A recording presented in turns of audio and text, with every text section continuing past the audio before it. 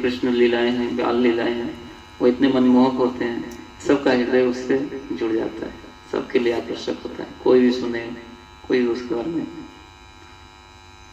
भगवान इसलिए अवतार लेते ही हैं कि हमारा आकर्षण अनेक चीज़ों में है, उस आकर्षण को पुनः भगवान में हम वो आकर्षण चला जाए, तो आके अपनी लीलाओं को प्रदर्शित करते हैं।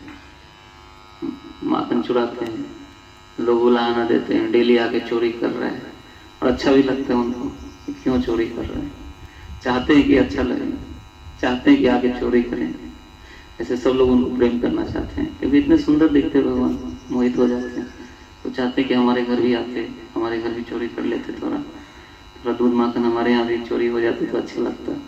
ऐसे कभी डांट पड़ती है, तो ऐसे कभी कभी यशोदा को कंप्लेन जाता है, यशोदा मैया को डांट पड़ती है कृष्ण को, कभी कभी तुम दूसरे के घर मत चुराने जाओ, तो कहीं पीछे से कोई दूसरी गोपी हो सुनती है, ओ कृष्ण को लगता है यहाँ खाने के लिए ठीक से नहीं मिल रहा है, तो उसकी ऐसी इच्छा होती है कि कृष्ण स्वयं ही हमारे यहाँ आके खाए, और खुल के बोल नहीं सकते, चोरी करने को कौन बोलेगा कि अच्छा काम है, खुल के बोल नहीं सकते, तो मन ही मन सोचते हैं कि छुप के ये आएंगे, हम ऐसे दिखाएंगे कि हम इन्हें देखा ही नहीं, और ये चुपचाप से चोरी करके निकल जाएंगे, ताकि चोरी भी हो जाए और पता भी ना चले। और गायें भी जो होती हैं वो भी सोचती हैं कि कृष्ण अगर हमारा दूध मक्खन खा लें तो कितना अच्छा रहेगा ना, सबको कृष्ण इतने आकर्षक लगते हैं। तो गाय भी अपने बच्चों को दूध, बच्चों के लिए ऐसे तो दूध रहता है, लेकिन पहले इच्छा ये रहती है कि पहले कृष्ण आके माखन सॉरी वो दूध पी लें, और पी लेते हैं तो ज़्यादा दूध देती है गाय। तो गोपियाँ भी चाहती हैं कि दूध का प्रोडक्शन अच्छा हो, तो कृष्ण पहले आके उसको थोड़ा सा ले लें तो अच्छा प्रोडक्शन होता है, ज़्यादा गाय दूध देती है और सबको खुशी होती है। तो भगवान श्री कृष्ण का नाम इसलिए माखन चोर है, चोरी करते हैं भगवान, चोरी करने में बहुत आगे है। हरि का मतलब भी यही है, चोरी करते जो चुरा लें, तो इनके चोरी करने के जो काम है बड़ी आकर्षक है, तो सब लोग उसमें बहुत आनंद प्राप्त करते हैं। रुक्मिणी जी का भी हरण कर लिया, तो रुक्मिणी जी ने पत्र लिखा था भगवान श्री कृष्ण को। उनके 4 भाई थे, रुक्मिणी के, उनके पिताजी चाहते थे, और बाकी 4 भाई में 3 भाई चाहते थे कि रुक्मिणी का विवाह कृष्ण से हो जाए। तो क्योंकि कृष्ण बड़े ही प्रभावशाली थे, कृष्ण बड़े ही शक्तिशाली थे, और धन संपदा की कोई कमी तो थी नहीं, द्वारका तो भारत स्वर्ण की नगरी द्वारका, वहाँ तो ऐसा सुन रखा था, तो वहाँ अपना संबंध करना चाहते थे पुत्री का। तो रुक्मिणी को पता चला कि कृष्ण के साथ संबंध कर रहे हैं, और बोला नहीं ये नहीं हो सकता, उसके साथ नहीं करना है। तो पिताजी को बोला क्या बात है, क्यों? बोले आपको पता नहीं, कृष्ण के बारे में पता नहीं, या उसके बारे में गलत बात फैली हुई है कि बहुत शक्तिशाली है, ऐसा है वैसा है, बहुत धन संपदा है उसके पास। असली बात मैं बताता हूँ क्या है। असली बात ये हुआ कि वो भाग के आया मथुरा से। एक तो पहली बात ये है उसको डर बहुत है, पहले वहाँ पर जरासंध था, उससे भाग के आया वो वहाँ से। और दूसरी बात है, जब यहाँ द्वारका में है, राजा बन गया किसी तरह से, और राजा तो बन गया, तो एक काल यवन आया था उस द्वारका नगरी पे अधिकार करने, आक्रमण करने। तो भगवान कृष्ण छोड़ के चले गए, वो ललकार रहा था मुझसे शक्ति है तो लड़ो। भगवान रन छोड़ के भाग रहे हैं, और वो पीछे पीछे दौड़ रहा है, पकड़ने का प्रयास कर रहा है। वो आगे आगे, कृष्ण आगे आगे, वो पीछे पीछे, और थोड़े ही दूर आगे, लेकिन पकड़ नहीं पा रहे हैं। जितने दूर भी हुआ जाता है थोड़े से कृष्ण आगे रहते हैं, इस तरह से पीछे भाग रहा है। कृष्ण रन छोड़ के भाग रहे हैं, इसलिए राम नाम उनका क्या हो गया, रणछोड़ राय की जय। गुजरात में भगवान का एक मंदिर है, डाकोर में, अलग अलग जगह लीला करते। मथुरा से चले गए द्वारका, और ये जो है यहाँ पे उनका मंदिर है। पहले वृंदावन में थे, वृंदावन में भी रहे नहीं, पहले थे मथुरा में। मथुरा में जन्म हुआ, वहाँ से पहुँच गए गोकुल, गोकुल से पहुंच गए वृंदावन, वृंदावन से पहुंच गए नंदगांव, नंदगांव से गए मथुरा, मथुरा से गए द्वारका। तो ये द्वारका में जब थे तो ये कालयवन आक्रमण किया। तो बहुत ऊंचे परिवार पहाड़ से कृष्ण और बलराम कूद गए। कालयवन से बचते भागते भागते वो भी कूद गया पीछे पीछे। फिर एक गुफा में लेके गए। वहाँ एक राजा बहुत सालों से सो रहे थे, उनका नाम था मुचुकुंद। उन्होंने धौलपुर राजस्थान में वहाँ मुचुकुंद नाम का राजा था। तो वो सो रहे थे, भगवान में गुफा में उसको लेके गए। भागते भागते भागते भागते पीछे पीछे वो गुफा में आए। तो ये बहुत समय लड़ाई किए थे देवताओं के साथ, तो बहुत थक गए थे। भगवान से वरदान मांगा था, बहुत थक गया हूँ, मुझे कोई नींद से सताए ना, कोई उठाए ना, मैं सोना चाहता हूँ। भगवान ने आशीर्वाद दिया कि आप सोइए, कोई आपको डिस्टर्ब नहीं करेगा। तो सो रहे थे बहुत समय से। तो भगवान को पता था कि ये सोने में जो इसको डिस्टर्ब करेगा, इनकी दृष्टि जिस पे पड़ेगी वो भस्म हो जाएगा। तो उठा के उसको पीछे भगाते भगाते भगाते भगाते कालयवन को लेके गए और उस मुचुकुंद राजा के सामने। तो वो सोचा कि कृष्ण ही उधर सोए हुए हैं, अभी नाटक कर रहे हैं, पहले भाग रहे थे अब नाटक कर रहे हैं। तो उसको मार मार के उनको उठाया तो उनको बहुत क्रोध आया, कौन डिस्टर्ब कर रहा है सोने में, मैं इतना थकान था, मुझे सोने में उठा रहा है। तो उसने देखा तो वो मर गया, भस्म हो गया। तो ये रुक्मी बता रहे हैं, देखो आपको पिताजी आपको ठीक से पता नहीं है कि असल में कृष्ण के पास कोई शक्ति वक्ति है नहीं, वो भाग में भगोड़ा है। एक्चुअली वो अपने जीवन में शुरू से भागता रहा है। पहले कंस के डर से भागा, फिर मथुरा से वो भागा। किसके डर से मथुरा से भागा? कंस तो मारा गया, मथुरा जरासंध ने किया था। जरासंध ने 18 बार आक्रमण किया। तो हर बार कृष्ण भेज देते थे, जब भी आक्रमण करने आता तो मारते नहीं थे, सबको मार देते थे। कृष्ण और बलराम, उनकी बहुत बड़ी सेना आती थी बाहर मथुरा के, ये दो भाई जाते थे और छोटी सी सेना लेके जाते थे और पूरी सेना को मार देते थे, लेकिन जरासंध को छोड़ देते थे। ऐसे 18 साल वो सेना भर भर के लेके आया, सबका संहार किया भगवान ने। और फिर जरासंध से डर के ये रोक नहीं रहा था, बोले अब इसको ये प्रोग्राम बंद करना पड़ेगा। बहुत सारे असुरों का जितना तो वध करना तो बंद कर दिया। तो जरासंध को छोड़ देते थे, इसीलिए कि हर बार जाए और सारे असुरों को इकट्ठा करके लाएगा। तो एक ही बार में सबका धर्म की स्थापना करने के लिए भगवान आते हैं। तो असुर लोगों को भी सेवा में प्रयोग कर लेते हैं। कोई वो एक साथ इकट्ठा करके ला रहा है, एक एक करके जाके सबको मारना पड़ेगा, कितना काम ज़्यादा है। तो असुर लोगों को सेवा में लगा लेते हैं। असल में वो तो द्वेष करके आते हैं, सेवा क्या करेंगे, लेकिन फिर भी अपने पर्पस को सॉल्व करते हैं। और जो उनका है कि धर्म की स्थापना करनी है तो असुरों का इसलिए वध करते हैं तो उन सबका उद्धार होता है। असुर लोग इतने ज़्यादा प्रभावशाली हो जाते हैं कि भगवान के अलावा दूसरा कोई उसको मार नहीं सकता। कंस इतना प्रभावशाली था, इतना शक्तिशाली था, एक एक करके जितने असुर थे सबको इकट्ठा किया था उसने। गर्ग संहिता में ये वर्णन किया गया, एक एक असुर इतना शक्तिशाली था, देवता सब भय से कांपते थे उसके।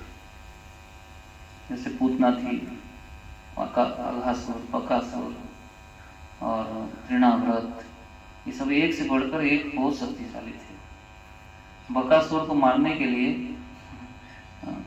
शिव जी भी आए, ब्रह्मा जी भी आए, इंद्र जी भी आए, कोई मार नहीं पा रहा था।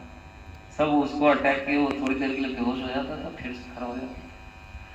तो जब भगवान कृष्ण को मुंह में लिया और शुरू को लगता है भगवान गए। अरे देवता सब देख रहे थे क्या हो रहा है, नीचे मरेगा या मारेंगे, क्या होगा। मुंह में लिया बकासुर ने, अंदर गए, एकदम कुछ देर के लिए अंदर रख लिया। फिर भगवान ने उससे कंठ जाम करना शुरू कर दिया, तो मुंह से बाहर फेंक दिया, फिर से ले लिया, फिर मुंह में। फिर भगवान ने उसके चोंच को बड़ा करके और चोंच तोड़ दिया, बकासुर मर गया। तो एक एक असुर बहुत ज्यादा शक्तिशाली था, और इन सारे असुरों को कंस ने हरा हरा के बोला था कि तुम हार गए तो तुम मेरे सेवा करोगे, मेरे सेवक बनना पड़ेगा, मेरी बात माननी पड़ेगी, और मैं हार गया तो मैं तुम्हारा सेवक बनूंगा। तो एक एक करके ये सबको हराया था कंस ने। कंस इतना शक्तिशाली था। और एक कुवलिया पीड़ नाम का हाथी था, उसको उठा के फेंक दिया था जरासंध के पास।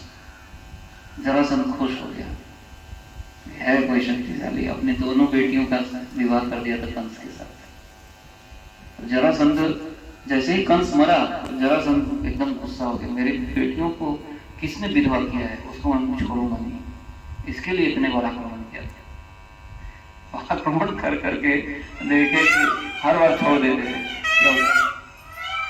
क्या वृंदावन में ऐसा होता है, मोर का ऐसे गाते हैं। मोर ने एक बार पंख दिया अपना कृष्ण को, तब से कृष्ण पंख, उसका मोर पंख लगाते हैं। मोर नाच रहे थे तो कृष्ण नाच के दिखाए, कृष्ण भी बड़े प्रसन्न हुए, उनके साथ नाचने लगे तो मोर और प्रसन्न हो गए। खुश होके उन्होंने अपने बहुत सारे पंख कृष्ण के लिए अर्पित किए। तब से कृष्ण ने उसको अपने साथ रख लिया कि हर बार कृष्ण पंख लगा कर घूमते हैं मोर का पंख। खैर ये वृंदावन की बात। तो कृष्ण जो है, तो कृष्ण इसलिए जरासंध को छोड़ देते थे कि हर बार इकट्ठा कर करके लाता रहेगा और मारते रहेंगे। फिर उसने ये प्रोग्राम बंद नहीं किया, तो बहुत लोगों को मार दिया। फिर कृष्ण सोचे कि अब इसको छोड़ देता हूँ, इसका वध मेरे हाथों होना नहीं है, इसका वध भीमसेन के हाथों होना है, फ्यूचर की बात है वो, इसलिए अब इसको छोड़ देता हूँ और मथुरा से चला जाता हूँ। लेकिन क्या करेगा, ये मथुरा को छोड़ेगा नहीं। तो रातों रात क्या किया भगवान कृष्ण ने, रातों रात ब्रह्म विश्वकर्मा जी को बुलाया, तो विश्वकर्मा जी को, और बोला कि आप द्वारका नगरी बनाइए। द्वारका नगरी उन्होंने बनाया समुद्र के अंदर। समुद्र के अंदर क्यों बनाया, क्योंकि ये फिर आके आक्रमण करता। तो ऐसे बाहर तो शिशुपाल ये सब ये समझ रहे थे, और रुक्मी ये समझ रहे थे कि डर के भागे हैं ये, लेकिन कारण कुछ और था। और भी एक कारण था, भगवान कृष्ण वृंदावन से आए थे तो बार बार मथुरा में अटैक कर रहा था। तो उनको एक ये भी था कि ये लोग अगर जान जाएं कि हमारे परिजन वृंदावन में रहते हैं, उन पे भी जाके आक्रमण करेंगे। तो इसलिए वृंदावन के बारे में एक बार कृष्ण मथुरा आ गए तो वृंदावन कभी गए ही नहीं, ताकि पता ही ना लगे कि वृंदावन नाम के जगह पे लोग रहते हैं उनके कृष्ण को चाहने वाले। अभी कोई किसी को चाहता है, अगर उसको आप मारोगे तो वो पकड़ में आ जाएगा, नहीं, तो इसलिए पता ही ना चले। तो ये बार बार परेशान करें, द्वारका वालों को परेशान, सॉरी मथुरा वालों को परेशान करें, वृंदावन वालों को परेशान करें असुर लोग। बहुतों को तो मार दिया, लेकिन सोचे कि ऐसे नहीं होगा, इसीलिए सभी जितने मथुरा वासी थे सबको रातों रात पहुंचा दिया द्वारका। पहले द्वारका में महल आदि सब तैयार करवाए, रातों रात ये सब काम हुआ, और रात में सोते सोते ही सब ट्रांसफर हो गए। किसी को पता नहीं चला, जाने के लिए कोई समय नहीं दिया गया, सब इकट्ठा नहीं किए कि कहाँ जाएंगे, क्या होगा, महल में कहाँ हम रहते हैं, सब सामान लेके चलो, कुछ नहीं हुआ। रातों रात सबको ट्रांसफर कर दिया, और महल में पहले से महल बना के रखा था, तो महल में वहाँ सभी रहने लगे द्वारका में। द्वारका में जब थे तो रुक्मिणी जी ने पत्र लिखा, कहाँ से, महाराष्ट्र में। रुक्मिणी जी जहाँ फिर राजकुमारी थी, कौंडिन्यपुर नाम का जगह है, तो राजा भीष्म उनके पिता थे, तो वहाँ पे से पत्र लिखा, एक ब्राह्मण के यहाँ पे पत्र भेजा भगवान को कि आइए आप मेरे को चुरा के लेके जाइए, क्योंकि ये रुक्मी जो थे ये शिशुपाल से इनका विवाह कर देना चाहते थे, और भी तुरंत एकदम तुरंत से शिशुपाल को बुला के और विवाह करके, समय कम था, तो बोले कि हमें आइए और हमारा अपहरण कीजिए। तो क्षत्रियों में ऐसी परंपरा रहती थी उस समय, तो क्षत्रियों में शादी होने का मतलब है मारपीट होगा, लड़ाई होगा और 2 लोग 4 लोग लड़ेंगे किसी से विवाह करने के लिए, कुछ लोग मरेंगे, और फिर जो जीतेगा वो उससे विवाह होगा। ऐसे क्षत्रियों का चलता था। कुछ समय पहले की घटना, आज रिसेंट टाइम तक ऐसा होता रहता था। क्षत्रिय परिवार में ये सब चलता था, लड़की का विवाह होना है मतलब कुछ लोग उसमें उसके बलि चढ़ेगी तो विवाह चलेगा ऐसे। स्वयंवर, और पहले स्वयंवर आदि भी होते थे। तो ये फिर रुक्मिणी जी का ऐसे विवाह तय कर दिया था। थोड़ा भगवान श्री कृष्ण आए, पूजा करने के लिए गई थी रुक्मिणी जी, तो वहीं पे उनका अपहरण किया, अपने रथ पे बिठाया। बोले भाई हाय ये रुक्मिणी को उठा के ले जा रहा है, ये कहाँ से आ गया? तो सब आक्रमण करने लगे, बहुत सारे राजा सब आए थे शिशुपाल के साथ, ये सब आक्रमण किए भगवान को। पीछे से बलराम जी आए थे, बोले कृष्ण अकेला गया, कौन उसको बचाएगा, आक्रमण कर देंगे। तो वो तो एकदम एक रात में पहुंच गए, रातों रात पहुंचे। लेकिन उसके बाद बलराम जी आ गए और ये लोग अटैक किए, बलराम जी ने सबको पिटाई के सबको मार दिया। फिर रुक्मिणी जी को हरण करके ले गए। तो वहां से वो रुक्मिणी हरण किया। पहले उनका नाम माखन चोर, फिर बाद में रणछोड़, कालियवन ने नाम दिया। कहाँ भाग रहे हो तुम, रणछोड़ देंगे, तो उससे उनका नाम पड़ गया रणछोड़। और डाकोर में जो मंदिर है उसमें भगवान को रणछोड़ राय कहते हैं। डाकोर में कौन छे, रणछोड़ राय छे। तो गुजरात वाले सोचते हैं कि कृष्ण हम द्वारका वाले हैं, हमारे यहाँ के। मथुरा वाले सोचते हैं कृष्ण हमारे वाले हैं, वृंदावन वाले सोचते हैं कृष्ण हमारे वाले हैं। किसके वाले हैं कृष्ण? सबके हैं, जहाँ जाते हैं वहीं के हैं, वो परम भगवान है। कुर्सी पीछे। लेकिन वृंदावन में जैसे भगवान को प्रेम करते वैसे कहीं नहीं करते। वृंदावन में सबसे ज्यादा भगवान को प्रेम करते हैं। कृष्ण, जब कृष्ण चले गए मथुरा तो वृंदावन में बोल के गए कि मैं आऊंगा। आऊंगा तो सब सोचे कि आऊंगा मतलब आएंगे तुरंत। और ये ग्वाल वाल गए थे, जब भेजा था, क्रूर को भेजा था कंस ने, ये बोल के कि आप कृष्ण को ले आओ। क्या है कि यहाँ पे हम धनुर्यज्ञ करेंगे और बहुत बढ़िया मेला लगेगा, तो बच्चों को लेके आ जाओ, उनको अच्छा लगेगा। उसका प्लान था कृष्ण को बुलाएंगे, उसको मार देना है। अक्रूर को पता था, अक्रूर जी को पता था कि कृष्ण को मारने के लिए बुला रहे हैं। लेकिन अक्रूर जी कृष्ण के भक्त थे, उन्होंने सोचा कि बड़ी अच्छी सेवा करने के समय आया, कृष्ण से जाऊंगा, मिलूंगा, उनको लेके आऊंगा और कृष्ण को सब पहले ही बता दूंगा कि प्लान ये है। तो कृष्ण तो बहुत शक्तिशाली है, तो देख लेंगे जो देखना है। तो अक्रूर जी गए थे। अक्रूर जी जब गए तो वहाँ पे देखे कि वृंदावन में सब कुछ वैसे ही चल रहा है जैसे चलता था। सुबह शाम के समय पहुँचे थे, सुबह चले थे, शाम को पहुँचे थे। मथुरा से वृंदावन ज़्यादा दूर नहीं है, तो शाम तक पहुँचे। शाम में गोधूली बेला में पहुँचे थे। गोधूली इसलिए कहते हैं, गायें जब चलती हैं तो धूली उड़ती है तो वो चारों तरफ बिखर जाती है, इसलिए उसका उस समय का नाम है गोधूली। जैसे न रात है न दिन है, बीच बीच का समय। गोधूली बेला में कृष्ण बांसुरी बजाते हुए गायों को लेके आते हैं।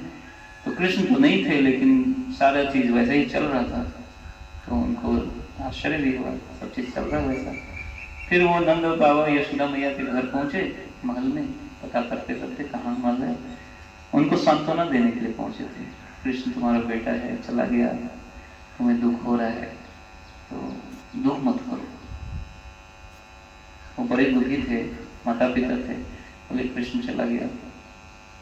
तो जब से कृष्ण चला गया तब से घर में चूल्हा जलाया नहीं, कोई खाया पिया नहीं। मथुरा वृंदावन में ऐसा है प्रेम, कृष्ण के बिना जी नहीं सकते ये सब।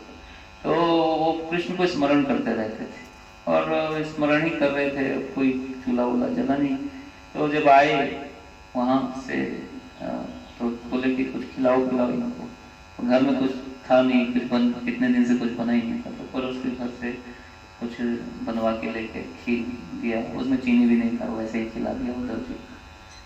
तो उद्धव जी खा लिए और फिर देखे कि ये लोग इतने दुखी हैं, तो बोले देखिए आप समझने का प्रयास कीजिए, आपके कृष्ण आपके पुत्र हैं, आप ऐसा समझ रहे हैं, असल में वो आपके पुत्र हैं नहीं, असल में वो आप भगवान हैं, आपके भी भगवान हैं और सबके भगवान हैं।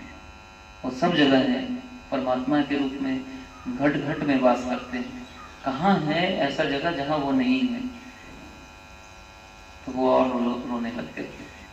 वो उनको शांत कराने के लिए आए थे कि देखिए आप आत्मा है और भगवान परमात्मा है, ना शरीर का कोई मृत्यु होता है, ना कोई ये संबंध शाश्वत होता है, ये थोड़े समय के लिए ये संबंध रहते हैं और ये संबंध समाप्त हो जाते हैं। पुत्र पिता के पास आते हैं, पुत्र फिर एक दिन पिता की भी मृत्यु हो जाती है, पिता चले जाते हैं, वो फिर किसी के पुत्र बन जाते हैं और पुत्र फिर पिता बन जाते हैं और परिवार बन जाता है। पहले एक परिवार था, फिर दूसरा परिवार बनता है। संसार की यही रीति है, ऐसे ही चलता रहता है। इसमें इतने आप दुखी मत होइए। और दूसरी बात यह है कि आपका पुत्र कोई साधारण व्यक्ति नहीं था, ये तो स्वयं भगवान थे। तो ये कहाँ जाएंगे? ये अभी भी वही हैं जहाँ थे, आपके भी हृदय में अभी है, हमारे हृदय में है और सब जगह पे है। तो ये कोई नहीं, आपके कहाँ गए? तो ये लोग लगे। और जब ऐसे किसी की मृत्यु हो जाती है तो गीता का पाठ कराया जाता है, आत्मा के बारे में बताया जाता है। देखिए आत्मा की मृत्यु नहीं होती, तो थोड़ा सा शांति अनुभव होता है। चलो शरीर की मृत्यु हो गई, लेकिन आत्मा का प्रवास हुआ है, आत्मा को ले जाया जाता है। तो अच्छे कर्म होते हैं तो आत्मा कहाँ जाती है? स्वर्ग। पहले तो यमराज के पास ले जाया जाता है, वहाँ पे निर्णय किया जाता है कि क्या कर्म हुए, अच्छे हुए, बुरे हुए। तो यमदूत आते हैं, जिनके अच्छे कर्म रहते नहीं तो उनको यमदूत तो जबरदस्ती करके लेके जाते हैं। उनके पास यम पाश होता है, यम पाश से आत्मा को शरीर से बाहर निकालते हैं। तो आत्मा जाना नहीं चाहती, क्योंकि इतने समय से शरीर में रहते हैं तो आसक्त हो जाते हैं। बोलता है शरीर के बिना मैं कैसे जीऊंगा। लेकिन शरीर से आत्मा का कोई लेन देन, शरीर से बस कुछ काम करना है, कुछ भोग करना है, आनंद लेना है संसार में। और फिर शरीर जब ठीक नहीं होता तो आत्मा दूसरे शरीर ले लेती है, फिर उसको नया शरीर मिल जाता है, फिर वो अपने जीवन में जो इच्छाएं हैं आगे फिर पूरी करती है। तो इससे पहले दूसरे शरीर में जाने से पहले उसको उसके कर्मों के लिए, अच्छे कर्म हैं तो स्वर्ग में उनको और भोग करने की अच्छी व्यवस्था की गई, और नहीं तो बुरे कर्म किए हैं तो नरक में यातना दी जाती है। तो लेके जाते हैं यमराज के पास। तो यमराज के पास सब चिट्ठा लिखा रहता है सबके कर्मों का। चित्रगुप्त है, उनका डिपार्टमेंट है, एक एक लोगों का, जितने भी लोग हैं पूरे संसार में, कितने होंगे? करोड़ों लोग हैं, अरबों लोग हैं, 6-7 अरब 8 अरब मनुष्यों का संख्या है। तो मनुष्यों को ऐसे कर्म का लेखा जोखा वहां पर निर्णय होता है। पशु पक्षियों का कोई कर्म का लेखा जोखा नहीं होता। मनुष्य को क्योंकि अपना इच्छा है, वो चाहे तो कुछ ये कर सकता है, चाहे तो वो कर सकता है, अच्छा भी कर सकता है, बुरा भी कर सकता है। इसलिए उसके ऊपर जिम्मेदारी है क्योंकि वो अपना इच्छा कर सकता है।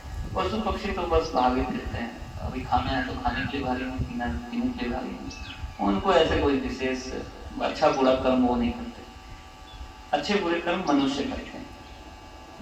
तो जिसके अब जैसे कर्म होते हैं, तो फिर अगर बुरे कर्म होते हैं तो उनको पाप को काटने के लिए, उनको दंड के लिए उनको यातना दी जाती है, यातना शरीर दिया जाता है। नरकों में ऐसे बहुत सारे नरकों की व्यवस्था है। जिस तरह के कर्म कोई करते हैं उसी तरह के नरक की व्यवस्था है। मान लीजिए कोई पशु पक्षियों को मार के और उसको फ्राई करके खाया है, खाते हैं बहुत सारे लोग, ऐसा चल ही रहा है, कलयुग में तो और ज्यादा चल रहा है, मांसाहार करते हैं। तो फिर उनको भी ऐसा शरीर दिया जाता है, फिर उनको मारते हैं और उसको फ्राई कर देते हैं, और ये कष्ट उनको अनुभव होता है। फिर से नया शरीर देते हैं, ऐसे कई बार उसके साथ करेंगे, नए नए शरीर दे देते कष्ट का अनुभव कराने वाले। तो ये शरीर एक माध्यम है, सुख का अनुभव करने का माध्यम है, लेकिन हम शरीर नहीं। और कोई अच्छा कर्म किया है तो उसको सब भेज देते हैं। वहाँ बहुत सारे अवसराएं हैं, नाच गान है और सोम रस है, उसको पी के और शक्ति बढ़ जाती है भोग करने की। तो वहाँ अलग ये सब व्यवस्था है, वहाँ पे नाच गान, नृत्य, मनोरंजन और बढ़िया व्यवस्था। कोई थकता नहीं, हमेशा नवयौवन बने रहते हैं और बूढ़े नहीं होते, कोई जन्म नहीं होता, कोई बीमारी नहीं होती। वहाँ सिर्फ भोग करते जाओ, एंजॉयमेंट, ऐसे जीवन है वहाँ का। लेकिन जब पुण्य खत्म हो जाएंगे तो वहाँ से निकाल दिया जाता है, एकदम से निकाल दिया जाता है, कोई पूछा नहीं जाता। जैसे यहाँ भी जीवन जैसे ही समाप्त हो जाए कोई पूछा नहीं जाएगा कि हो गया टाइम, थोड़ा 1-2 दिन और रुका जाए, नहीं, टाइम हो गया, बस लेके चले जाएंगे, कोई रोक भी नहीं सकता उसको, हमारे पास में भी नहीं।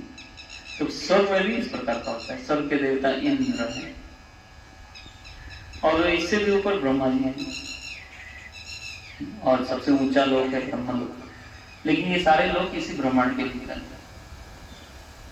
लेकिन भगवान कृष्ण का जो लोक है ये आध्यात्मिक जगत में, तो भौतिक जगत और आध्यात्मिक जगत में बीच में नदी बहती है, उसका नाम है बिरजा नदी। उस बिरजा नदी में सारे ब्रह्मांड तैरते रहते हैं। कितने ब्रह्मांड हैं? असंख्य। कितने ब्रह्मांड हैं? असंख्य ब्रह्मांड हैं।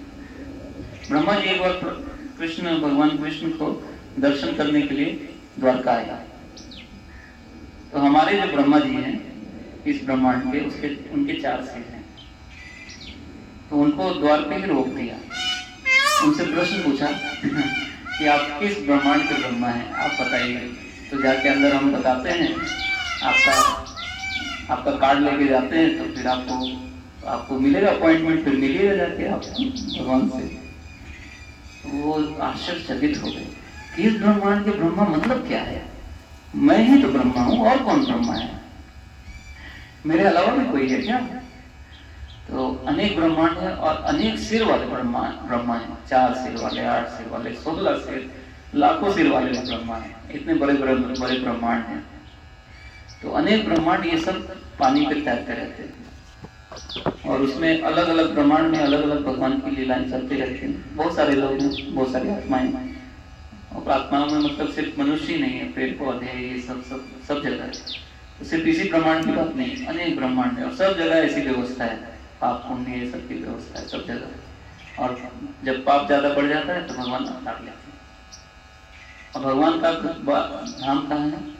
वो है आध्यात्मिक धाम। ये भौतिक जो चीजें हैं इसके बीच में एक नदी है और फिर बहुत प्रकाश है, और उसके ऊपर फिर आध्यात्मिक धाम है। बहुत सारे वैकुंठ लोक हैं। वैकुंठ लोक के ऊपर फिर अयोध्या धाम है, जगन्नाथपुरी धाम है, द्वारका धाम है, उसके ऊपर फिर गोलोक वृंदावन। सबसे ऊपर का जो धाम है बताया गया ये गोलोक वृंदावन है।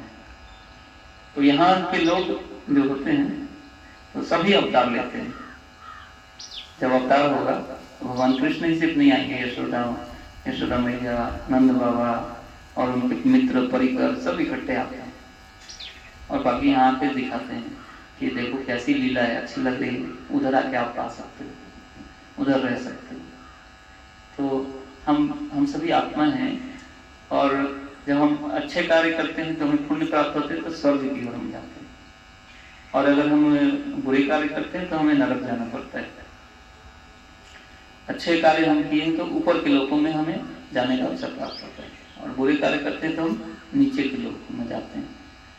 पृथ्वी मध्य में है, जहाँ हम रह रहे हैं ये मध्य लोक है। इससे ऊपर भी जाया जा सकता है, नीचे भी जाया जा सकता है। ऊपर जाते हैं तो ऊपर में जाने पे पुण्य का भोग किया जाता है, और नीचे में जाते हैं तो पाप के कारण नीचे जाना पड़ता है, वहां पे जन्म होता है। लेकिन ये जो मध्य भाग है, यहाँ से कोई ऊपर भी जा सकता है, यहाँ से कोई नीचे भी जा सकता है। ऊपर कोई गया है तो ऊपर से नीचे ही गिरेगा, और नीचे कोई गया है, ये सब समाप्त होगा तो फिर मध्य में आएगा। ये मध्य में ऊपर भी जा सकता है, नीचे भी जा सकता है, और पूरे ब्रह्मांड के बाहर भी कोई जा सकता है।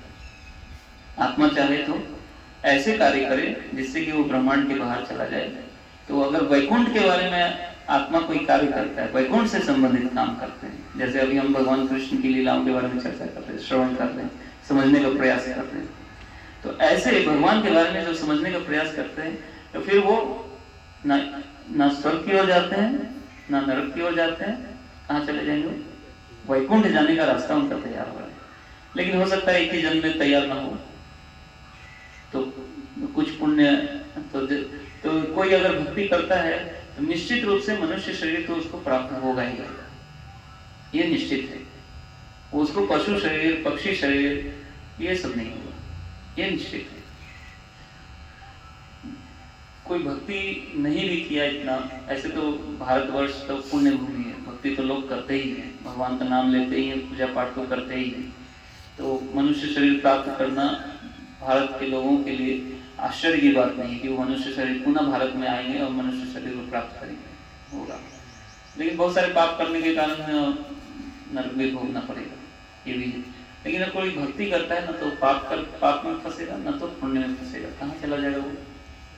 वैकुंठ धाम की ओर जाएगा। भगवान से आकर्षित होते, जो चीज से हम आकर्षित होते हैं वो चीज हमें मिल जाती है। मान लीजिए कोई गाड़ी से आकर्षित हो, तो गाड़ी आज ना कल कभी ना कभी उसके पास आ ही जाएगी। इस जन्म में ना आए, अगले जन्म में आ ही जाएगी। और अगर हम भगवान से आकर्षित हों तो भगवान हमारे पास आ ही जाएंगे, या हम भगवान के पास चले ही जाएंगे। क्या फायदा है इसमें? फायदा यह है कि भौतिक सुख सुविधाएं, भौतिक जीवन, इसके लिए बहुत प्रयास नहीं करना पड़ता।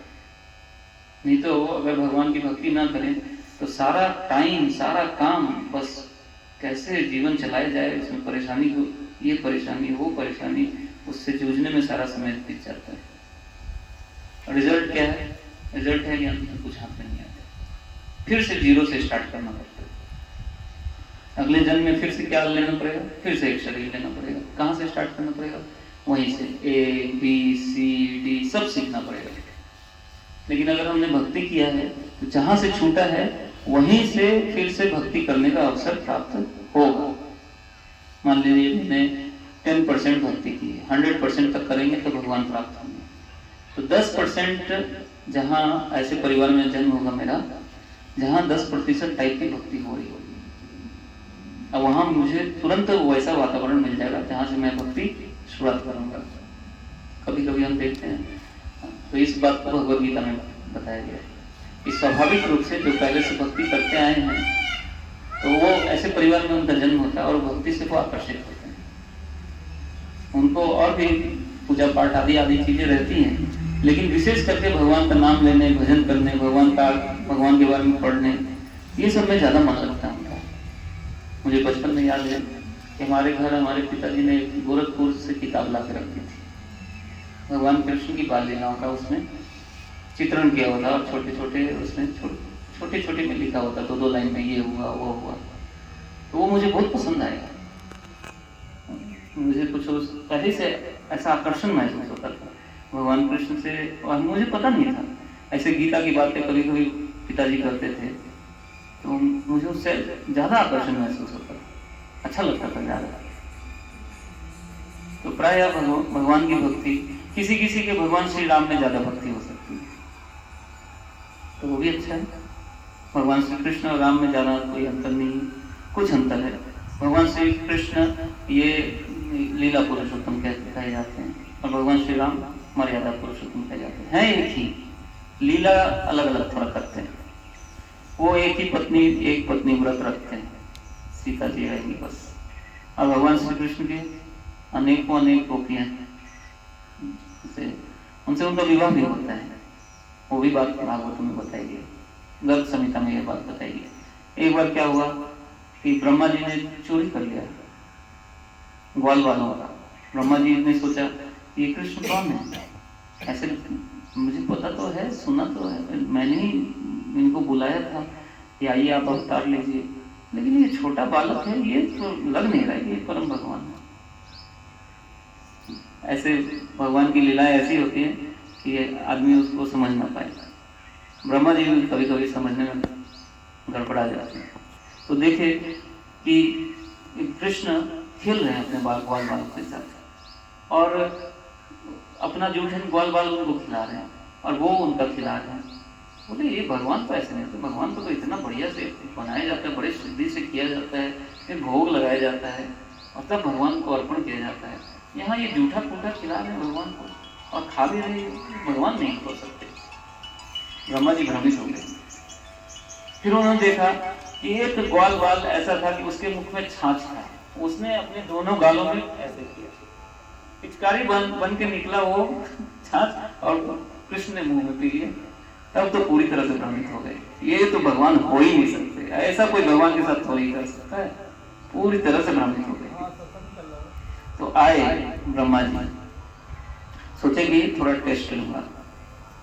उन्होंने सारे ग्वाल बालों को और गायों को चुरा लिया और सबको सुला दिया। भगवान कृष्ण ग्वाल वालों को खोजने गए थे, गायों को खोजने गए थे, बछड़ों को, तो बछड़े दिखी नहीं। पीछे आए, वापिस आए, देखे मेरे सारे मित्र भी गायब हो गए। फिर थोड़ा ध्यान लगाया, कौन किया ये? ओहो, ये ब्रह्मा का कार्य है। तो उन्होंने सोचा अभी तो घर वापस जाने का टाइम आ गया, मैं अकेले जाऊंगा तो क्या होगा, फिर बहुत सारी माताएं हैं, क्या प्रश्न, क्या उत्तर दूं मैं? उन्होंने अपने से विस्तार किया, सारे बच्चों के रूप में विस्तार कर दिया अपना, और जितने ग्वाल वाल थे उनको वैसे ही विस्तार कर दिया। जो जैसे दिखते थे, जैसे कपड़े जिसने पहने थे, जैसे जिसकी बोली थी, जैसे जिसके हाव भाव थे बच्चों के और उनके मित्रों के, वैसे वैसे ही बन गए। और 1 साल तक ये कार्यक्रम चला। डेली डेली यही बछड़े गाय सब आते थे। वृंदावन में जब पहुंचे थे, माताओं ने उनको आलिंगन किया, बच्चों को, गायों ने आलिंगन किया, अपने बच्चों को दूध पिलाया, कपड़े पहनाए। तो उनको और आकर्षण हो रहा था, क्योंकि उन सब की इच्छा थी कि कृष्ण को दूध पिलाएं। जितने गायें थी उनकी इच्छा थी। तो भगवान ने ये समय, ये मौका देख के सबके बछड़े बन गए, और मौका देख के सबके पुत्र भी बन गए। तो उनको नहलाना, उनको प्रेम करना, उनके लिए उनको फिर भेजना, ये सब किया। 1 साल तक चलता रहा। तो ब्रह्मा जी का एक पल बीतता है, यहाँ का 1 साल, उनका एक पल। एक पल में वापस आए, थोड़ा सोचे क्या हो रहा है, थोड़ा देखो जाके। तो आए तो देखे वैसे ही चल रहा है प्रोग्राम, तो डेली डेली जो कृष्ण करते हैं वही चल रहा है। आए तो पूरी तरह से भ्रमित हो गए। अब तो मैंने तो इनको छुपा दिया था, सही में ये छुपे हुए हैं या फिर ये वही है? जाके देखे तो देखे ये सब तो सो रहे हैं। वापस आए तो देखे ये सब जो है वही है। पूरी तरह से भ्रमित हो गए। तो उनका दिमाग चकराने लग गया, ये कैसे हो सकता है? मेरी शक्ति से ज्यादा किसी की शक्ति है क्या? तो समझ में आया कि उनकी जितनी शक्ति है उनसे कहीं ज्यादा भगवान श्री कृष्ण की शक्ति। दिखने में भले बालक दिख रहे हैं, लेकिन है परम भगवान। उनकी जो शक्ति है, उनके शरीर में जो शक्ति है, ब्रह्मा जी बोलते हैं मुझे पता नहीं था आपके इस छोटे शरीर में इतनी शक्ति है, आप क्या कर सकते हैं, मुझे कुछ इसका अंदेशा नहीं। तो भगवान तो भगवान ही है, कुछ भी कर सकते हैं, हर तरह के कार्य कर सकते हैं, कुछ भी संभव है उनके लिए, कोई भी चीज़ असंभव नहीं है। तो ब्रह्मा जी को बहुत ग्लानि हुई कि मैंने क्या किया, ये अपराध किया। तो ब्रह्मा जी ने उनसे क्षमा मांगा, बोला कि मुझे भी आपके ग्वाल वालों की तरह कुछ बना दीजिए, ऐसी भक्ति करने का अवसर दीजिए। ये ग्वाल वाल आपसे भ्रमित नहीं हो रहे, और देखिए मैं आपका इतना बड़ा भक्त हूँ, सेवक हूँ, आपने मुझे पूरे ब्रह्मांड की जिम्मेदारी दे रखी है, मैंने इसको बनाया भी है, चलाता भी हूँ, मैं जो सृष्टि करता हूँ उसमें सब मोहित रहते हैं, मेरी शक्ति इतनी है, लेकिन मैं आपसे मेरी भक्ति जरूर इन ग्वाल वालों से कम है, ये आपसे मोहित नहीं हो रहे, आपसे इतना प्रेम कर रहे हैं, लेकिन मैं मोहित हो जा रहा हूँ। तो ये पूरा सिस्टम हमें थोड़ा सा समझना है कि भक्ति करने का क्या है, पुण्य क्या होते हैं, पाप क्या होते हैं, मृत्यु क्या है, जन्म क्या है, आत्मा क्या है, शरीर क्या है, ये 84 लाख योनियों का क्या है। तो अलग अलग पूरी व्यवस्था बनाई हुई है, ऊपर से नीचे तक। 7 लोग ऊपर हैं, 7 लोग नीचे हैं, बीच में पृथ्वी है। तो जिसके जैसे कर्म होते हैं वैसे उसको वहां जन्म दिया जाता है, वैसे ही माता पिता प्राप्त होंगे, वैसे ही परिवेश जगह प्राप्त होगा। जैसे जैसे कर्म जिसके जिसके हैं वहां वहां वो पहुंचा दिए जाते हैं। फिर उससे आगे उनको कर्म करने के लिए छूट दी जाती है। उनको शरीर दिया गया, आप कर्म करेंगे, अच्छा कर सकते, बुरा कर सकते, सबका अपना अपना इच्छा है, चॉइस है, जैसे भी करना चाहें कर सकते हैं। लेकिन जब हम भगवान की भक्ति करते हैं तो हम पुण्य करने से भी ऊपर चले जाते हैं और पाप करने से भी ऊपर चले जाते हैं, और यही करना चाहिए। तो बात यह है कि भक्ति की कैसे जाए। तो भक्ति करना बहुत सरल है, भगवान को भोग लगाना है, भोग लगा के खाना है। तो बोलेंगे कि इससे में समय थोड़ा ज़्यादा जाएगा, समय ज़्यादा जाएगा, लेकिन भगवान को अर्पित नहीं करेंगे तो उससे पाप होते हैं। अगर भगवान को अर्पित नहीं करते हैं, भगवद गीता में ऐसे बोला कि जो चीज़ हम खाते हैं एक एक और हम पाप से भरते जा रहे हैं अपने, क्योंकि सब भगवान का दिया हुआ है, और हम अपने सोच रहे हैं हमारे लिए ये सब कुछ। तो पहला है भगवान, और उसके बाद हम हैं, तो वो प्रसाद के रूप में ग्रहण करना चाहिए। ये इससे पुण्य, ये फिर भक्ति हो जाती है। खाना पीना का सारा कार्य भक्ति का कार्य हो गया। जैसे ही हमने भगवान को अर्पित कर दिया, भक्ति का काम हो गया। ऐसा घूमने हम जाते हैं तो घूमने हम थोड़े चले जाएं, कहाँ भगवान के धाम चले जाएं, थोड़ा दर्शन करें, तो हमारे घूमने के कार्य सब भक्ति हो गई, खाने के कार्य हो गए। ऐसे परिवार में हम जाते हैं तो परिवार में अनेक प्रकार के उत्सव होते हैं। उत्सवों में सबसे पहले भगवान की पूजा की जाए, भगवान को आगे रखा जाए, तो वो उत्सव सब भगवान के हो गए। शादी ब्याह होता है, अनेक उत्सव होते हैं, गांव के उत्सव है। सबसे पहले फल कटेगा या कुछ आएगा, सबसे पहले भगवान को अर्पित कर दें, ये आपका है, आपकी कृपा से ये प्राप्त हो रहा है, जीवन की ये सब आवश्यकताएं आपकी कृपा से प्राप्त हो रही है, ये आप सबसे पहले ग्रहण कीजिए और फिर हम बाद में इसको ग्रहण करेंगे। और समय है, भगवान का नाम जप कीजिए, कार्य करते रहिए, भगवान का स्मरण करते रहिए। और इस तरह से पूरी तरह से हमें तैयार हो जाना है। क्या चीज के लिए? जब मृत्यु आए तो उससे पहले तैयारी कर लेनी चाहिए। स्मरण करते करते करते करते ये इस अवस्था तक पहुंचने का प्रयास करना चाहिए कि हमें हमेशा भगवान का स्मरण है, तो फिर यम के दूत हमें नहीं ले जा सकते, निश्चित बात है। ऐसा हुआ भागवत में, ये उदाहरण है। गले में हम लोग तुलसी पहनते हैं इसलिए कि अगर तुलसी आपके आसपास है, मुख में अगर किसी ने तुलसी डाल दिया तो यम दूत नहीं ले जाएंगे, नरक नहीं देखना पड़ेगा, निश्चित बात है। गंगा जल अगर डाल दिया, गंगा जल तो इतनी जबरदस्त पवित्र है, भगवान के चरणों से आई है, इतनी पवित्र है, तो कचरा इतना डाल रहे तो भी मैलन नहीं हो रही, इतनी पावरफुल शक्तिशाली गंगा जी है। तो गंगा जी तब इतना पवित्र है, इतना शक्तिशाली है कि मृत्यु होने के बाद जो अस्थि होते हैं उसको डाल दिया जाए और वो कोई आत्मा नरक में दुख भोग रहा है, वहां से वो मुक्त हो जाता है। मृत्यु के बाद की बात है, जीवन की तो बात अलग है कि जाके गंगा स्नान किया हो, पाप उसके चले गए हो। मृत्यु के बाद की बात है, उसके अस्थि को ले जाके वहां करते हैं ना। ये परंपरा हमारे हिंदू धर्म में ये सब है ना, कि मृत्यु के बाद ले जाके हरिद्वार में जाके अर्पण करते हैं। क्यों करते हैं? इसके लिए करते हैं कि अगर कहीं किसी कारण से नरक में अगर कुछ यातना मिल रही हो, इससे मुक्त हो जाएंगे। मृत्यु के बाद श्राद्ध करते हैं, तो श्राद्ध करने का तो क्या है, भगवान को भोजन अर्पित करके, भगवान को भोग लगा के और फिर हम बाकी लोग को प्रसाद देते हैं। तो ये प्रसाद जब ग्रहण करते हैं तो उसका जो पुण्य फल प्राप्त होता है, उससे जो भक्ति प्राप्त हुई बाकी लोग की, वो भक्ति उनको लगेगी।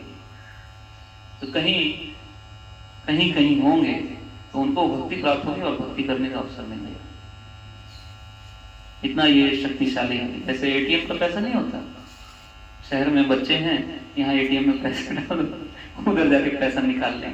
उसी तरह से जिनका किसी की मृत्यु हुई है तो उन्हीं के तो परिवार के लोग हैं ना, उनसे बहुत कुछ उन्होंने लिया है, सीखा है, समझा है, उनकी संपत्ति का उपभोग कर रहे हैं। तो उनके लिए, उन्हीं की संपत्ति से थोड़ा उनके लिए कुछ हम किए तो उनको प्राप्त हो जाएगा। इसलिए ये सब कराए जाते हैं। गरुड़ पुराण में ये सब वर्णन किया गया है।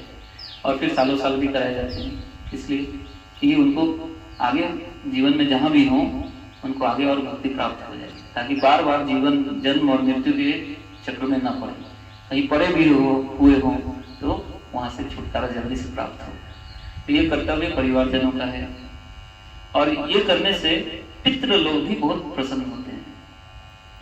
कोई भी एक भी भक्त अगर कोई परिवार में बन जाता है तो जितने भी पितृ हैं वो सब मुक्त हो जाते हैं। वो जयकारा लगाते हैं। ऐसे कोई परिवार में अगर कोई भक्त जन्मता है, भक्त बनता है, भगवान का स्मरण करता है, भक्ति करता है, तो जितने आगे 7 पीढ़ियां हैं, जितने पीछे 7 पीढ़ियां हैं, सबका उद्धार होता है।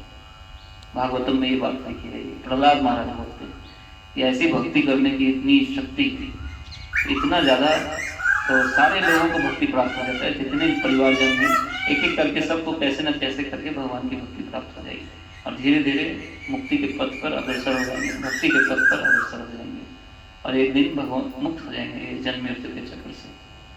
लेकिन रास्ता अब एकदम पक्का हो गया कि आगे बढ़ेंगे। तो इसीलिए ये सारे जो सब, ये जो व्यवस्था है भगवान की ही बनाई हुई है और ये सब कर्तव्य हमारे हैं। निश्चित रूप से ये सब कर्तव्य हमें करना ही चाहिए, जिससे कि, और हमारे लिए भी कोई करेगा। तो जब पितर लोग प्रसन्न होते हैं तो परिवार में सारे लोगों को ये सब आस्था होती है, श्रद्धा होती है, वो सब ये अपने पूर्वजों के लिए करते हैं। और पितर लोगों के लिए करना बंद कर देते तो आप देखेंगे ये सब परंपराएं परिवार में टूट जाती हैं। कोई परंपरा नहीं रहती तो लोग साथ में भी नहीं आते हैं। कुछ परंपरा होती है तो साथ में आते हैं ना, उत्सव कुछ मनता है, कुछ घर में काम काज है, देवताओं की पूजा है, तो सब साथ में आते हैं। और नहीं तो क्या, सब बहुत बिजी है, कहाँ आते हैं। तो धीरे धीरे और सारी परंपराएं सब नष्ट हो जाती हैं, परिवार का कल्याण और नहीं होता है, सब भूलते चले जाते हैं और भौतिक जीवन में पूरी तरह से व्यस्त हो जाते हैं। तो ये सारी चीज़ें इसलिए बहुत महत्वपूर्ण है और इसको करना ही चाहिए। भगवान की भक्ति में इस तरह से अग्रसर करने की भगवान ने व्यवस्था बनाई है। हर अवसर को ऐसा ही बनाया है, चाहे किसी का विवाह हो, विवाह भी यज्ञ बोला गया है, संस्कार बोला गया है। ऐसा नहीं कि बस ढोल नगाड़े बज गए और दो लोगों को शादी कर लिया और रहो, ऐसा सिर्फ नहीं है। ये संस्कार कहेंगे इसको। मनुष्य प्रगति करे, आध्यात्मिक प्रगति करे, ये भी प्रगति करने का एक माध्यम दिया गया है। परिवार बसाइए और उसको भी भक्ति की ओर आगे लेके जाइए। सब कुछ को, हर एक उत्सव को ऐसे ही बनाया गया है। सारा ये व्यवस्था भगवान का। छोटे छोटे संस्कार बच्चों के होते हैं, ले जाते हैं, मुंडन करवाते हैं, वो भी इसी तरह से संस्कार कराए जाते हैं। भक्ति में प्रगति करनी है, सारी व्यवस्था है। और फिर अंतिम संस्कार में फिर उसमें भी यही सब चीजें। तो आशा है कि कुछ मैंने बताने का प्रयास किया और ये आपके लिए उपयोगी रहा हो। तो एक आग्रह है कि आप सब अपने जीवन में भक्ति को जगह दीजिए। प्रतिदिन माला जप करना, हरे कृष्ण महामंत्र का जप करना, ये कम से कम 1 माला 2 माला यथासंभव समय निकाल के। और मैं देखा कि गांव में समय है, इस समय का सदुपयोग करना चाहिए। माला जप करते रहिए, भगवान का नाम रटिए, भगवान को स्मरण कीजिए और तैयारी अपनी पक्की की जाए अंतिम समय में, ताकि हम भगवान का स्मरण करें। और ये जीवन की उपलब्धि है, ये जीवन का सक्सेस है, ये जीवन का गोल है। इसमें हमें पीछे नहीं रहना चाहिए। सब काम काज होते रहेंगे, ये छूट जाएगा बस, बाकी काम काज हो गए। ये काम, ये असली काम, इसके साथ बाकी सब चीजें सब ये करना है हमें। इससे हमें जीवन में उपलब्धि प्राप्त होगी, भगवान प्राप्त होंगे निश्चित ही। आज नहीं तो कल होंगे ही होंगे निश्चित। हरे कृष्णा कृष्णा कृष्णा हरे हरे, हरे राम राम राम हरे हरे। हरे कृष्णा। कोई अगर प्रश्न है या कुछ कहना है तो कह सकते हैं, माइक में भी बोल सकते हैं। ये सब जो मैं बोल रहा हूँ अपने से बना के नहीं बोल रहा हूँ, मैं ये स्पष्ट करना चाहता हूँ। ऐसा नहीं कि कुछ बोलना है बोल रहा हूँ। ये सब श्रीमद् भागवतम में ये सब बातें बताई गई, अलग अलग जगह पे बताई गई। अब उसको आप एक एक करके स्टोरी बाई स्टोरी, स्कंद है 12 स्कंद है, तो एक एक करके धीरे धीरे पढ़ सकते हैं। मोटी मोटी पुस्तकें थोड़ा थोड़ा करके पढ़ना चाहिए। गीता भी इसी तरह से थोड़ा थोड़ा करके पढ़ना चाहिए।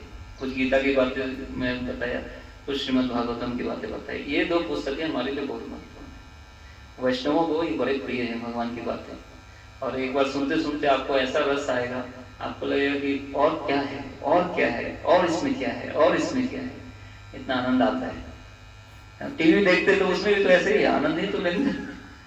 टीवी में सीरियल देखते तो उसमें क्या होता है, पिछले दिन का रिकैप करते, आगे की कहानी सुनाते, देखते लोग, सुन और क्या होने वाला है, और क्या होने वाला है। तो ये कथाएं, तो पहले टीवी ये सब सीरियल ये सब नहीं थे, पहले ऐसे ही व्यवस्था थी। गांव में साधु लोग जाते थे और हर दिन कथाएं हुआ करती थी, और कथाएं सुन सुन के लोगों का मनोरंजन होता था, मन भी लगता था और आत्मा की प्रगति भी हो रही थी। घर के कामकाज भी सब हो गए और धर्म के कार्य भी हो रहे हैं। तो ये प्रतिदिन का ये सब कार्यक्रम था। प्रतिदिन रामायण महाभारत से कथाएं होती थी। गांव के बाहर जनरली मंदिर होते थे, आजकल भी ऐसे ही व्यवस्था है। तो खैर साधु धीरे धीरे कम हो गए, कुछ और कलयुग भी आ गया, आगे पीछे भी सब हो गया, व्यवस्थाएं भी सब बिगड़ गई, धर्म को भी हानि हुई बहुत। तो लेकिन मनुष्य जीवन इसी प्रकार से सिर्फ काम करने के लिए, सुबह का समय है थोड़ा भगवान को स्मरण करने के लिए, सुबह शांति रहता है, मन शांत होता है। थोड़ा सुबह जल्दी उठ जाते हैं गाँव में तो और आसानी है, 3 बजे 4 बजे सब लोग उठ जाते हैं।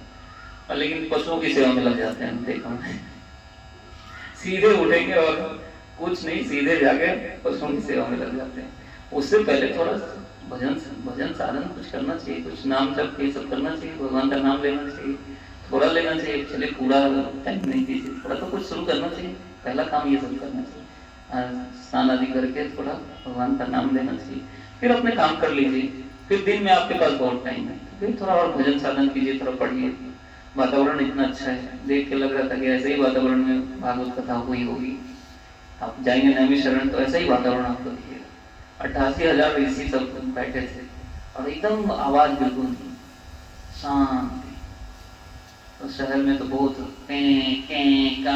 एकदम पॉल्यूशन ही पॉल्यूशन है। यहाँ कितना अच्छा है, अच्छा वातावरण है, मन शांत है, तो इसका पूरा लाभ उठाना चाहिए। यहाँ आके मुझे इतना अच्छा लगा, ऐसा लगा कि कितना अच्छा वातावरण है, तो इसका पूरा लाभ हमें उठाना चाहिए। मन लगाना यहाँ बहुत आसान है भगवान के लिए। तो थोड़ा भगवान का भजन करें। सुबह टाइम कम है तो थोड़ा दोपहर में कर ले, शाम को थोड़ा भागवत गीता है। प्रभु जी के पास एक कार्टून गीता है, इन्होंने बोला कि सबको मैं फ्री में गीता देना चाहता हूँ। हमारे पास गीता पड़ी थी तो हमने बोला कि एक कार्टून आप लेके जाइए और सबको दीजिए, सब थोड़ा थोड़ा पढ़िए। एक ही बार में पूरा नहीं पढ़ना है, थोड़ा थोड़ा थोड़ा थोड़ा थोड़ा, लेकिन हर दिन थोड़ा थोड़ा पढ़िए। उसके बाद श्रीमद् भागवतम पढ़िए, उसमें बहुत कहानियां हैं, बहुत संदेश है, थोड़ा थोड़ा थोड़ा थोड़ा पढ़िए। एकदम बहुत मन को इतना रोचक लगता है, भगवान की कथाएं इतनी रोचक है, इतनी आनंदमयी है, एकदम लगेगा कि इसके अलावा कहाँ हम समय व्यस्त कर रखे थे अपने आप। थोड़े समय में ऐसा लगने लगेगा।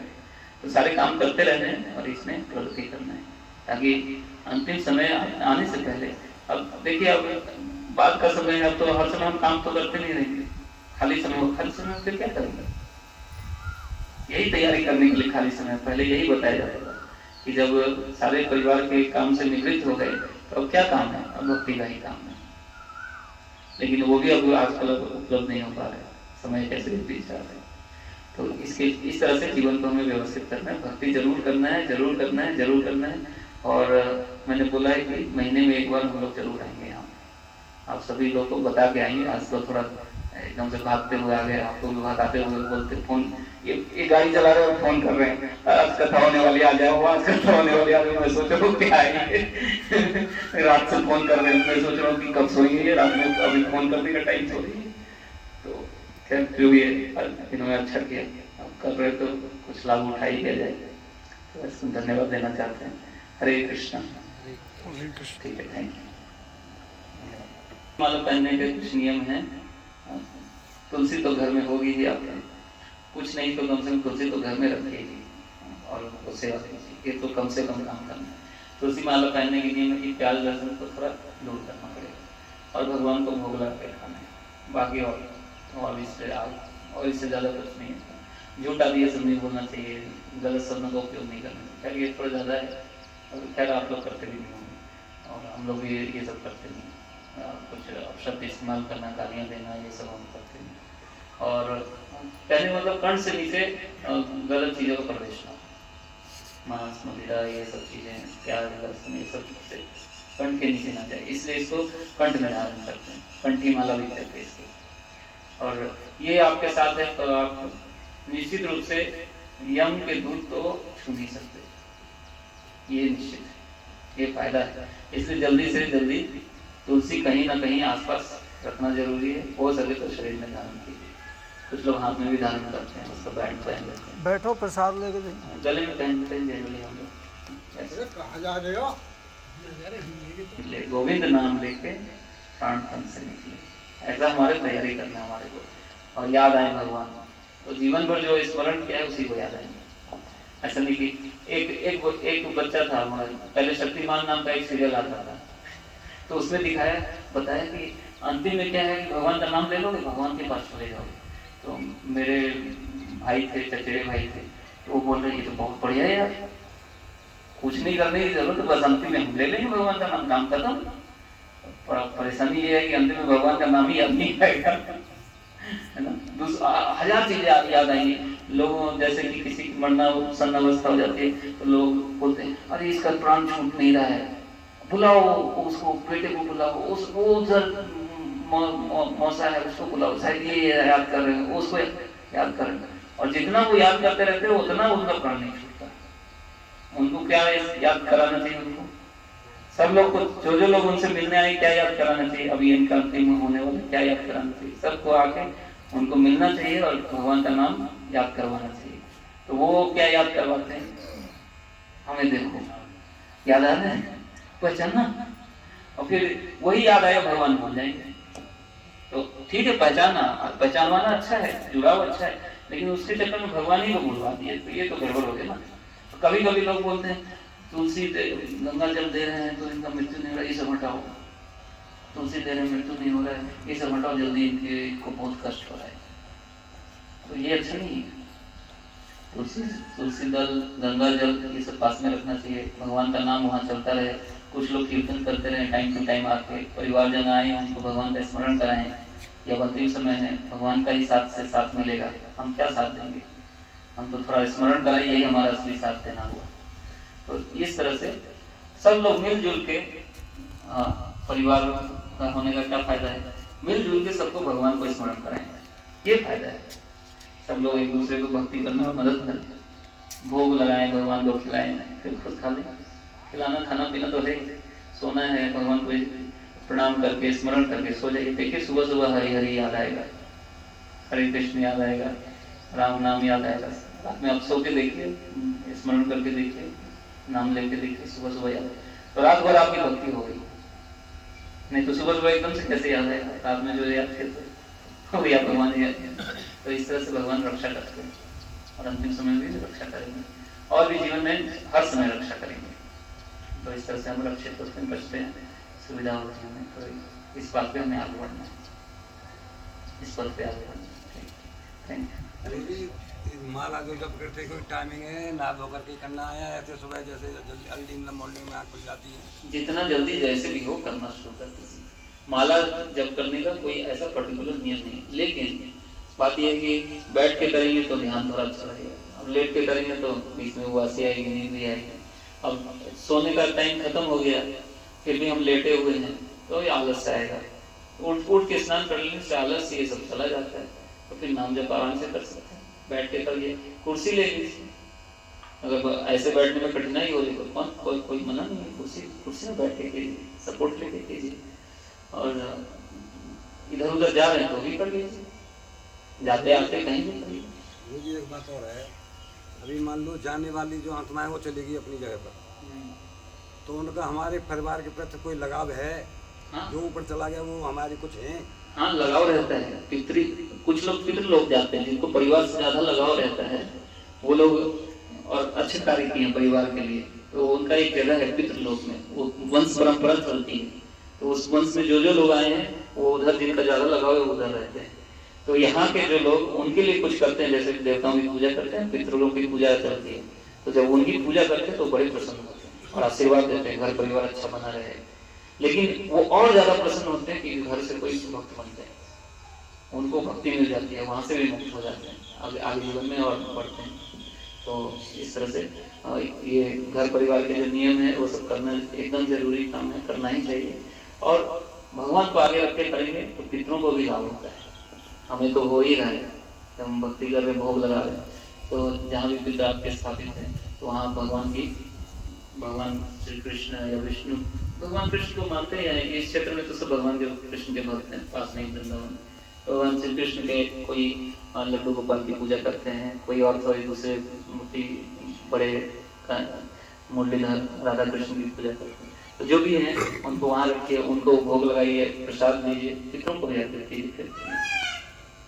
इस तरह से बड़े ही प्रसन्न होंगे, आपके घर परिवार में बहुत खुशहाली बढ़ेगी, निश्चित रूप से सब कुछ बढ़िया खुशहाल, धन संपन्न, हर चीज संपन्नता है, ऐसा होता है।